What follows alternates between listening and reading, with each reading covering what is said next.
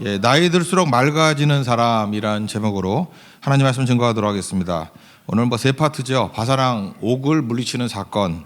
그리고 두 번째는 먼저 승리를 거두었던 지파, 두 지파 반이 있죠. 르우벤 지파, 갓 지파, 므낫세 또 반, 헤프 지파. 그들에게 주는 명령. 그리고 마지막으로는 모세가 가나안 땅에 들어가지 못한다 하는 스토리가 이렇게 나와 있습니다. 각각의 메시지가 있다고 생각을 합니다. 첫 번째는 우리가 이기고 진다 그러는 그 승산을 파악할 수 있죠. 그 세상 사람들이 파악할 때는 환경과 군사력 이런 걸 가지고 승산이 있다 없다 이렇게 판단을 하는데 하나님 백성은 그렇지 않다라는 거예요. 말씀에 승산이 걸려 있다. 이게 바산과 옥을 물리칠 때 우리에게 주시는 메시지라는 것입니다. 일단 바산이란 지역은요, 르바임이라고 불렀는데 무지하게 강력한 지역입니다. 풍요로운 지역이에요. 그래서 이스라엘 백성들이 풍요롭다 그럴 때 쓸 때 바산의 암소 그럽니다. 바산의 암소가 무지하게 좋아하는가 봐요. 그래서 풍요의 상징이고, 그 다음에 여기 바산의 옥이 얼마나 그 거대한 그 거인이었냐면은 11절에 보니까 규빗 그르면 이 팔꿈치에서부터 손끝까지거든요. 보통 45cm를 그르는데 그냥 계산하기 좋게 그냥 0.5m, 50cm로 칩시다. 그러면 9규빗이래요. 그러니까 길이가 4m 50, 침대가. 그리고 너비가 4규빗이니까 2m. 그게 침대입니까? 코끼리 실는 거지, 그죠? 그러니까 그게 남아 있었대 그 당시에도. 그러니까 그것도 철침상으로 만들었답니다. 철침대로. 그러니까 바산악 옥이 얼마나 거대한 거인인지를 알겠죠. 침대가 길이가 4.5m고 너비가 2m야. 그리고 철로 만들었어. 지금도 남아 있지. 그런 강력한 곳이야. 그리고 또 하나 그 성읍, 시티들이 60개가 있을 정도로 또 이게 성벽 없는 성읍들은 무수히 많더라. 그러니까 무지하게 풍요로운 땅이고 무지하게 강력한 그런 땅이었다라는 것입니다. 그런데 이렇게 강력한 바산악 옥을 이겼던 비결이 이스라엘의 능력에 있었느냐? 아니라는 거예요. 이스라엘의 전략에 있었느냐? 아니라는 거예요. 오늘 핵심이 이거예요. 어떻게 이기느냐 하는 그 맥을 잡으라는 거예요. 맥이 뭐냐? 하나님의 말씀에 있다라는 것입니다. 그래서 2절에 뭐라고 붙였냐면 내 손에 넘겼으니, 하나님이 우리 손에 넘기면 우리 거 되는 겁니다. 3절에 보니까 우리 손에 넘기심에, 그러니까 하나님의 손에 다 있다라는 거예요. 하나님께서 우리에게 우리 손에 넘기시면 그냥 이기는 거라는 거예요. 그러니까 하나님 백성들이 이기는 방법은 여기에 있다는 것입니다. 하나님이 넘겨주시면 이기는 거예요. 우리 손에 넘겨주시면 그 타이밍을 알면은 백전백승이죠. 그러므로 대적에게 주눅 들어서는 안 되고, 또 강함, 이렇게 철침대 같이 4m 50, 2m 이렇다고 거기에 주눅이 들어서는 안 된다는 것입니다. 우리가 붙들 건 뭐냐면 말씀이 너에게 주었노니 그러면 아멘하고 나가서 승리하면 된다는 거예요. 그러니까 중요한 것은 말씀이 주어지지 않았을 때가 문제지, 말씀이 오면은 위기에서도 벗어나게 되고요. 누구도 안 된다 그런 것도 되는 거고, 요단강 건너는 게 말씀이 된다 그러니까 요단강 건너잖아요. 그게 확률적으로 되는 싸움입니까? 여리고성 무너뜨리는 게 그게 전략으로 이긴 게 아니잖아요. 말씀이 떨어지니까, 말씀 붙들고 나가니까 이기는 거죠. 그럼 우리도 마찬가지 아니겠어요? 우리는 매 순간 속고 있다라는 거예요. 자꾸만 이렇게 승산이 있냐 그러면은 숫자 보고 전략 보고 그걸로 이기는 게 아니라는 것입니다. 그래서 크리스찬의 승리는 하나님의 말씀과의 관계에 있다라는 것입니다. 오늘도 우리에게 지금 많은 싸움들이 있죠. 이겨야 될 싸움들, 지금 어떻게 이걸 벗어나야 되느냐, 위기 가운데 놓여 있고 할 때 이거 붙들어야 된다는 거예요. 하나님 말씀이 임하면 너희 손에 넘겼으니 그러면 된다라는 거예요. 그 말씀 붙들 때까지, 그 말씀 주실 때까지 서야 된다는 것입니다. 그래서 바산악 옥을 물리쳤습니다. 꽤 이스라엘 백성들이 자신감과 이런 그 자존감이 세워졌겠죠. 연승이잖아요. 헤스본랑 시온을 이기고 바산악 옥을 이기고, 샘플이라 그랬죠. 그래서 이걸 통해서 믿음이 굳건해지기를 원하셨다는 것입니다. 그럼 계속 승리하려고 그러면 어떻게 하면 되죠? 계속된 하나님의 말씀이 있어야 되고, 말씀이 승리를 주는 거니까 계속된 말씀이 있어야 되고, 말씀을 청종하는 백성이 있어야 됩니다. 듣고 순종하는 백성. 그러면 능히 승리할 수 있다는 것입니다. 우리 앞에 놓여 있는 모든 싸움들, 계속된 싸움들에서 항상 말씀 붙들고 이기는 하나님 백성 되기를 축원합니다. 그 다음 두 번째는 이거예요. 미리 땅을 얻은 형제들 두 지파 반이 있었다 그랬죠. 헤스본왕 시온과 바산악 옥의 땅, 그 땅을 요단 동편이라 그래요. 거기에 머무르게 된 지파가 두 지파 반이잖아요. 널찍한 풍요로운 땅이거든요. 그게 르우벤 첫 번째, 갓이 있었죠. 갓이 다섯 번째인가요? 갓. 그 다음에 므낫세, 그 요셉 지파니까 뭐 11번째 쪼개진 지파겠죠. 그 반지파 그렇게 차지했다는 것입니다. 그러면 이들이 해야 될 일이 뭐냐? 먼저 축복을 받은 거잖아요. 우리도 그럴 수 있죠. 이렇게 모든 성도가 있는데 먼저 축복을 받은 성도가 있죠. 먼저 승리를 맛본 성도가 있죠. 그럼 먼저 축복과 승리를 맛본 사람의 특징이 뭐죠? 이렇게 치열한 싸움을 안 싸우려고 그러죠. 이게 축복의 이게 함정인데, 이게 패러독스인데, 축복을 받을수록 이렇게 치열함이 없어요. 이렇게 축복을 받으면 기도도 뭐 우리 차라기도의 날인데 막 와서 뜨겁게 기도하고 막 이래야 되는데 안 그래요. 그 배부른 자의 모습이 나타나. 느릿느릿 걷고 뒤에 앉아가지고 거들먹거리고 잠깐 그러거든요. 그래서 결국 축복의 저주에 빠지는 거예요. 그런데 여기 보세요. 미리 축복을 받은 사람들 선봉에서라는 거예요. 선봉. 핵심이 18절입니다. 뒷부분에 보니까 너희 군인들은 무장하고 너희 형제 이스라엘 자손의 선봉이 되어 건너가되. 그러니까 이것만 붙들면 돼요. 하나님 축복 받았으면 무조건 맨 앞에 서겠습니다. 그죠? 이것만 있으면 여러분들 계속 승승장구하는 인생이 된다는 것입니다. 우리가 썩는 것을 육적이라고 그러고 썩을 양식을 위해 뛰지 말라 그러잖아요. 그게 썩는 거 육적, 피지컬. 그 썩지 아니하는 거, 그 생명의 양식이 영원한 것, 그것은 스피리추얼 그러잖아요. 그 영적인 것과 육적인 것의 차이점이 뭐라 그랬습니까? 빵 얘기죠, 빵. 나를 위해서 빵을 구하는 것은 육적이에요. 빵만 갖고 사는 것, 돈, 빵 이러면은 육적인 거지만 남을 위해서 빵을 구하는 것은 영적인 거라고. 그러니까 똑같은 빵이 6이에요, 0이에요. 그렇게 물을 수 없어요. 누굴 위한 거냐에 따라 달라져요. 조지 밀러 같은 사람은 기도의 90% 이상이 돈 달라였거든요. 그런데 그 돈 달라는 목적이 3,000명의 고아들을 먹여 살리기 위해서 돈 달라요. 그래서 조지 밀러는 읽어보세요. 다 영적이잖아요. 그러니까 지금 그 두 집합 반, 이렇게 미리 축복을 받은 두 집합 반에게 지금 뭘 요구하는 거예요? 이런 식으로 표현한다 그러면 너희들이 영적인 사람들이 되라는 거예요. 영적인 사람이 되라는 게 뭐죠? 다른 형제들을 위해서 선봉에 서는 사람이 되라는 거예요. 그러니까 지금도 여러분 영적이라는 게 뭐 앉아가지고 방언기도 하고 뭐 눈 뒤집어지고 맨날 찬송 부를 때마다 손 들고 기도할 때마다 소리 베렉베렉 지르고 그게 영적인 게 아니고요. 영적인 거라는 것은 언제나 요한복음 17장에 나오는 제사장의 역할을 감당하는 거예요. 제사장은 하나님과 인간 사이에 서서 하나님을 위해서 구하고 양떼를 위해서 구하는 게 제사장이에요. 나는 제사장이다. 그게 영적인 거예요. 그래서 우리 성도들이 이 땅을 살아가면서 누구나 영적이 돼야 된다는 것입니다. 영적이 된다는 건 뭐냐? 그게 하나님을 위해서, 이웃을 위해서 그 사이에 서서 중지하는 거예요. 이게 영적인 거죠. 영적인 거 반대가 싹군 아니에요. 싹군. 선한 목자는 그 역할을 하는데 싹군의 특징은 자기 이익. 그러니까 피지컬이죠. 육적. 그 썩는다니까요. 오래 못 간다니까요. 그러니까 이스라엘 백성들에게 이 말씀을 주셨다라는 것입니다. 그러니까 하나님께 주신 것은 누리고 놀자가 아니라 이걸 가지고 어떻게 섬길 것인가 이거를 붙들어야 된다는 것입니다. 그 다음에 20절 보니까 거기 보세요. 여호와께서 너에게 주신 것 같이 너희 형제에게도 안식을 주시리니. 이게 안식을 얻었다라는 거 지금 좋은 거 얻었다 그 뜻 아니에요? 그러니까 형제들도 좋은 거 얻어야 된다. 그러니까 우리 성도들은 어떤 태도를 가져야 되냐면은 맨날 이래. 만 가지 은혜를 내게 주셨다. 그게 잘난 게 아니에요. 내게 주신 은혜를 저 이웃에게도 주시길 원합니다. 그게 제사장이죠. 자기만 복 받았다는 게 무슨 제사장이에요? 제사장은 양떼들을 풍요롭게 만드는 게 제사장이죠. 그러니까 우리가 예배, 기도, 선교 다 좋다 그러잖아요. 예배 은혜를 받고 예배에서 힘을 얻고 기도에서 은혜를 받고 기도에서 힘을 얻고 선교에서 은혜를 받고 선교에서 힘을 얻고 좋지요. 그럼 자녀들에게 소개해야 될 거 아니에요. 왜 자녀들에게 소개 안 해요? 이 좋다 그러면 부모님께 소개해야 될 거 아니에요. 그죠? 형제 자매에게 소개해야 될 거 아니에요. 그러니까 시간이 가면 갈수록 뭐 이렇게 기도회를 나오긴 나오는데 맨날 혼자만 나와.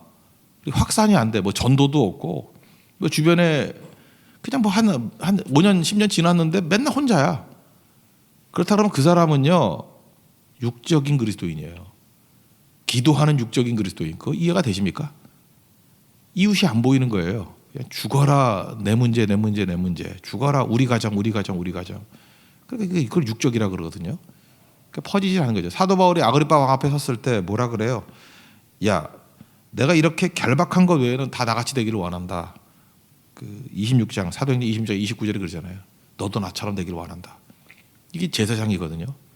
그래서 사도 바울은 이 모습을 통해서 우리 뭐라 그래야 돼? 한마디로 표현한다면 spiritual man, 영적인 사람이라고요.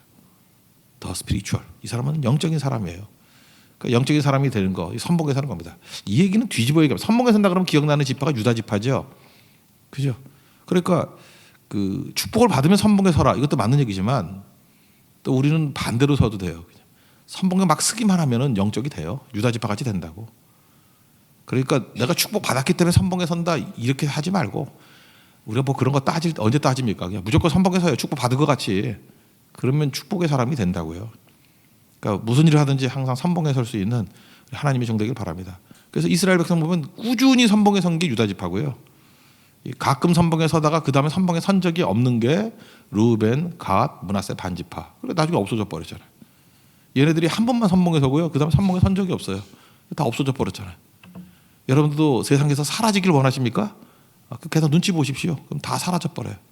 근데 끝까지 영광스러운 걸로 남기를 원하신다 그러면 선봉에 서십시오. 우리 교회도 마찬가지예요. 불과같이 쓰임받는 교회가 되기 위해서는 선봉에 서면 사라지지 아니하는 영광이 임하게 된다는 것입니다. 세 번째는 모세인데 가나안 땅에 그렇게 들어가기를 원했어요. 25절 보니까 뭐 구하옵나니 뭐 건너가게 하사 보게 해 주십시오. 근데 하나님 약간 좀 짜증내죠. 야 그만해도 족하니 이제 그만해라 그만. 그죠? 이거 똑같은 거죠. 그 사도 바울도 뭐 육체의 가시가 없어지게 해달라 3번 기도했다 그러는데 뭐 내 은혜가 되게 족하다 뭐 똑같은 거예요. 이제 이렇게 하나님께 몇 번 구해가지고 하나님께서 노했던 게 있잖아요. 명확히 노했던 거. 그러면 그게 은혜기 때문에 노한 거예요. 만약에 모세가 가나안에 들어갔다 그러면 그 웬 주책이에요, 그죠? 그 가가지고 얼마나 힘들었겠어요, 그죠? 정복하는 것도 힘들고 뭐 맨날 눈치 봐야 되고. 그 다음에 이제 여호수아 시대가 온 거겠죠. 이순신 장군도 마찬가지 아닙니까? 이순신 장군이요, 그 임진왜란을 할 때 전라도 쪽으로 그 조선 군사력의 3분의 2가 모여들었어요. 그러니까 선조가 막 두려워하고 그러잖아요. 그러고 나서 전쟁이 이겼어요. 그러면 뭐 명망도 있고 군사력도 있고 나중에 그 무슨 반역을 했던지 아니면은 뭐 당파 싸움에 이렇게 연루가 됐던지 아니면 이순신 장군이 또 훌륭하신 분이니까 이렇게 다 이렇게 충성을 한다 할지라도 선조가 또 정말 모자른 왕 아니에요? 용납이 됐겠어요. 그러니까 생각만 해도 참 이게 골치 아픈 거야, 그죠? 근데 거기서 그만 그러니까 이게 구국의 영웅이 돼버린 거죠. 그게 복도 그런 거예요. 잘 죽는 게 복이에요, 그죠? 이게 다 잘 없어지는 게 복이고 하나님이 거기까지 그러면 거기까지 서는 게 옳다고 생각을 합니다. 우리는 보통 나이가 들면 자동적으로 잘 된다고 생각하는데 그 늙어가면서도 욕심이 생기잖아요. 그걸 노욕이라 그러지 않습니까? 특별히 명예욕 같은 건 진짜 많이 생기는 것 같아요.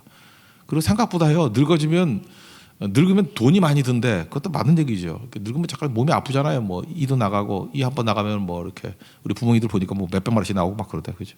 이렇게 뭐 지금도 오늘도 맨날 그 아침에 뭐 이렇게 차 끓여주신 집사님이 또 뭐 안 올라간대. 뭐 근육통 막 이러고 벌써 50 넘으니까 다 그런 일이 벌어지고 해요. 이렇게 오잖아요. 그러니까 병 많이 든다. 그러니까 생각보다 하나님을 믿기보다는 돈 의지하고 그래요. 그래서 나이가 들면 노욕이라 그러죠. 노욕, 명예, 돈.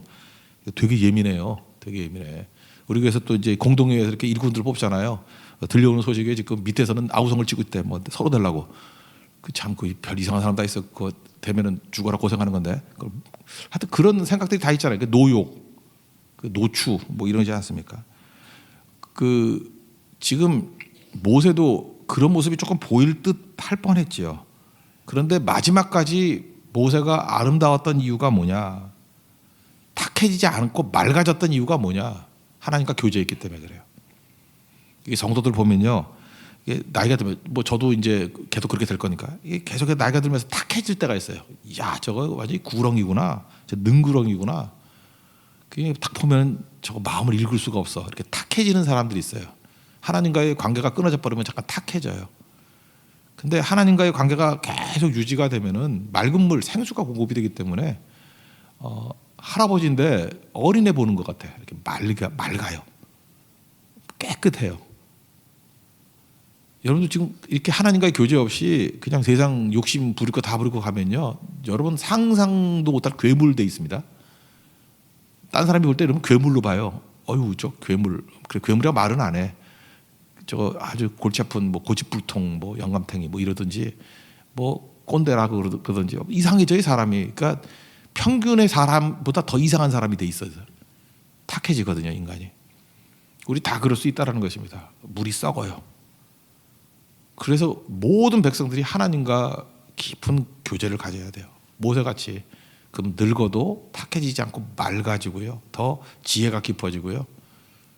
여기 우리 젊은이들도 죄 많이 짓고 오는 사람이 있잖아요. 탁해요 처음에는. 근데 하나님 앞에 예배드리고 기도하고 회개하고 하다 보면 잠깐 맑아져요. 여러분 겉으로 볼 때는 이렇게 예의 바르고 이런 사람도요.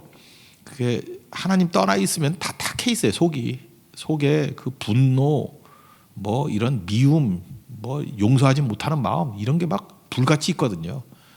언제 터질지 모르는 사람이에요. 근데 하나님과의 교제를 통해서 이게 뇌관이 다 해체가 돼버려요. 그래서 맑아져요. 우린 다 맑아져야 됩니다. 천국 갈 때 맑은 상태로 가는 축복이 임하기를 원합니다. 그러기 위해서는 하나님과의 교제가 필요한 거예요. 그래서 이게 맑아지잖아요. 그래서 하나님과의 교제를 통해서 이렇게 풍성해지는 거죠. 하나님과 교제에서 맑아지면은 이제 하나님 의지하니까 약해지는 것에 대한 두려움이 없어요. 세례 요한이 그랬죠. 요한복음 3장 30절. 그는 흥하여 하겠고, 그죠? He must increase. 예수님뿐만 아니죠. 그 이웃이라고 볼 수도 있죠. 이웃은 increase, 막 부자가 되고 커지고 강해지고 increase 때도 문제가 없어요. 그리고 I must decrease. 나는 쇠해져도 된다. 쇠해져야만 된다. 이게 놀라운 영성이거든요. 여기에서 파워가 나오는 거예요. 나는 기꺼이 디크리스, 쇠약해져도 되고 약해져도 되는 거예요. 근데 그 약해지는 사람을 통해서 하나님이 모든 일을 다 하셔요. 여자가 낳은 자 중에 이 사람보다 더 강한 사람이 없다 그러잖아요. 우리 그런 은혜가 임했으면 좋겠습니다. 그래서 여러분들 욕심 부리고 더 강해지고 더 모으고 하면요, 그게 사실 약해지는 거라고요. 오늘도 이 모세에게 주셨던 이 쇠함의 은혜가 우리 가운데 임하길 원합니다. 그래서 우리는 쇠해지지만 예수님은 드높아지고, 우리는 쇠해지지만 우리 후손들은 더 강해질 수 있는 그런 사람이 진짜 능력이죠. 제가 그 나온 대학이 그 농구 잘했거든요. 제 친구 중에 이름 얘기해도 되나? 뭐 유재학이라고 있었거든요. 감독도 하셨던 분이 있죠. 이렇게 농구 되게 잘하는데 이분이 그 학교 다닐 때 무지 잘했어요. 농구 되게 잘했는데 좀 나이 들고 이제 약간 은퇴할 쯤 되니까 더 잘하더라고.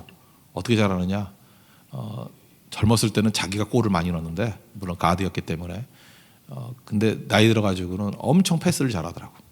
그래서 전성기를 한 3년, 4년 더 오래 가더라고요. 그래서 제가 인터뷰하는 걸 들어봤어요. 내가 넣으려고 그러지 않고 이제는 패스하는 식으로, 어시스트하는 쪽으로 집중을 하니까 내게도 기회가 더 많이 오고 더 빛나더라고. 여러분, 쇠함의 은혜는 그거예요. 내가 챔피언 되기보다는 어시스턴트 될 때 50% 힘 가지고도 일 다 하는 거거든요. 모세가 이제는 스타에서 이제 여호수아 세워주고 후손들 세워주는데 힘을 쓰니까 더 맑아지고 강력해지게 되더라는 것입니다. 이 은혜를 누리는 하나님 백성 되기를 축원합니다. 모두 자리에서 일어나겠습니다.